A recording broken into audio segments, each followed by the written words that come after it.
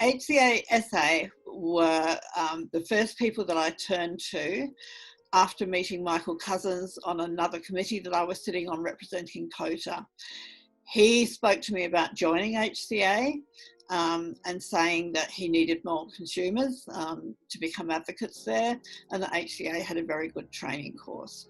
So I went along and I joined HCA, and a number of things happened through that. Was me getting onto more committees, which I absolutely loved. And I also looked upon HCA as my mentor.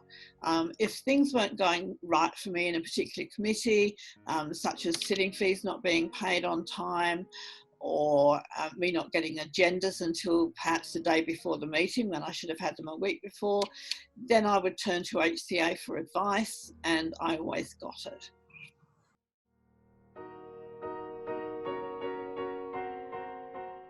I think their greatest achievement is the things that they've been doing behind the scenes. We all know that they provide consumer advocates and they attend committee meetings, etc.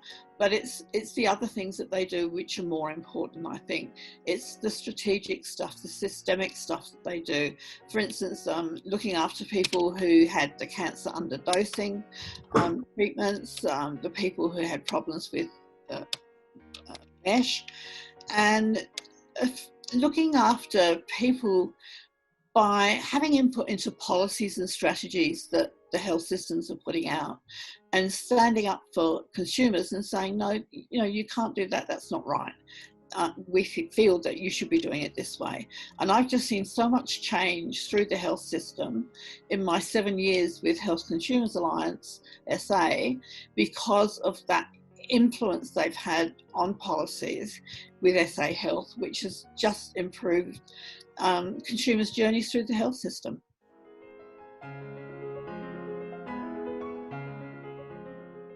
One of the things I'm going to miss greatly is meeting with the other consumer advocates on a regular basis, which we did through Health Consumers Alliance SA. I found that really beneficial because we all spoke about things that were concerning us and helped each other, and I will miss that greatly.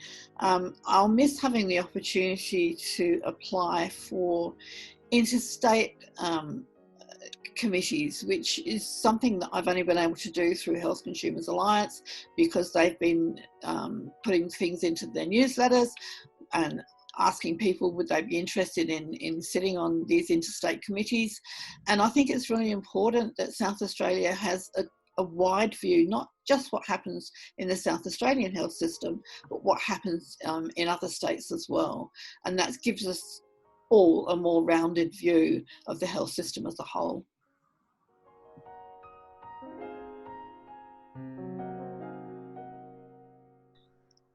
I think it will be a huge loss. And I think the main thing will be that the normal run-of-the-mill person who's a health consumer, and there are millions of us, don't have a body that they can turn to if things go wrong.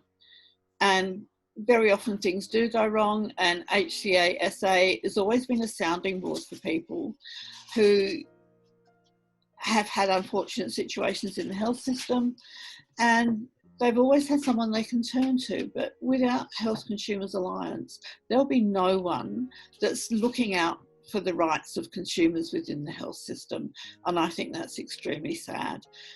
And the other thing is that there'll be nobody to advise SA Health on policies and procedures from the viewpoint of consumers. Most of the policies will be written purely for clinicians, and that's not going to make life for health consumers in SA very comfortable at all.